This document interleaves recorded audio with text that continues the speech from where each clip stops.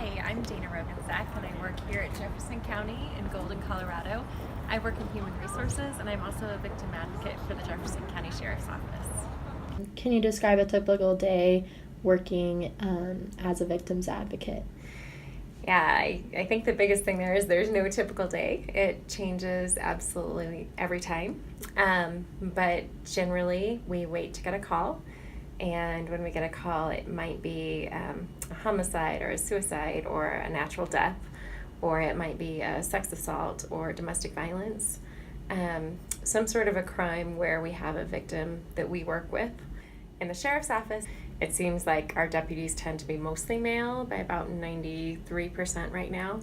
We have 93% males and then and just some females, but we are getting more each year, and so it's kind of exciting.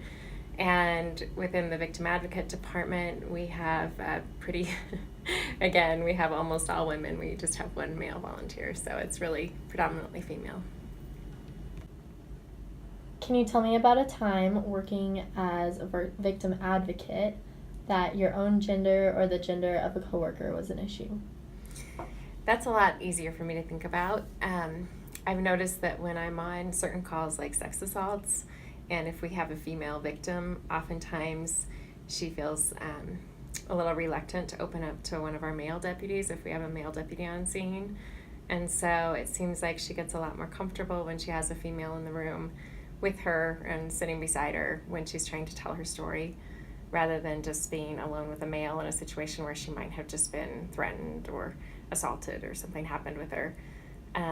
I've also known that and noticed that with sex assault victims in the hospital as well.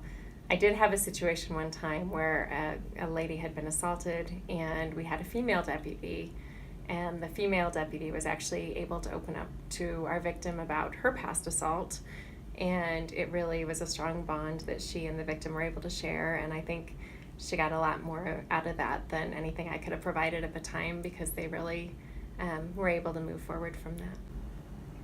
As a victim's advocate, do you think people respond better to women coming on scene as opposed to a male victim advocate? I think sometimes it can have a benefit to having a female come on scene. I think we tend to be a little more nurturing and hopefully comforting in a situation where they've just experienced some trauma. We also have some tools of the trade that we bring. We have quilts, and we have teddy bears when we have children, and even sometimes young adults who need a little bit of comfort. And so I think when a woman comes on scene and is offering those things of comfort like that, it brings everything down a notch and kind of scales down the tension. And I don't know if it would be quite the same having a male come on scene, just because of our kind of traditional stereotypes.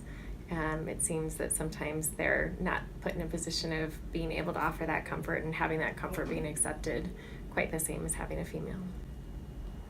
Have you ever had a problem working with a male deputy on scene? I have. I think sometimes we struggle a little bit in our position as being a helper and being there to support our victim and having to advocate for them when the deputy has different needs and they're on scene doing their job. And so I've been in a situation before where my victim has needed me to get something for them out of their house, and the house was a crime scene, and so they couldn't go into the house.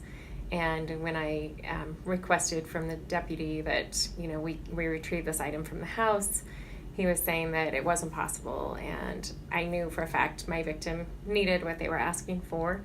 And so I had to push back, which was difficult because not only is it a male-female dynamic, but it's also pushing up against a person in a position of authority. And in that situation, it's hard. And yet we need to advocate for our victims. And so that takes priority, and we move forward with that.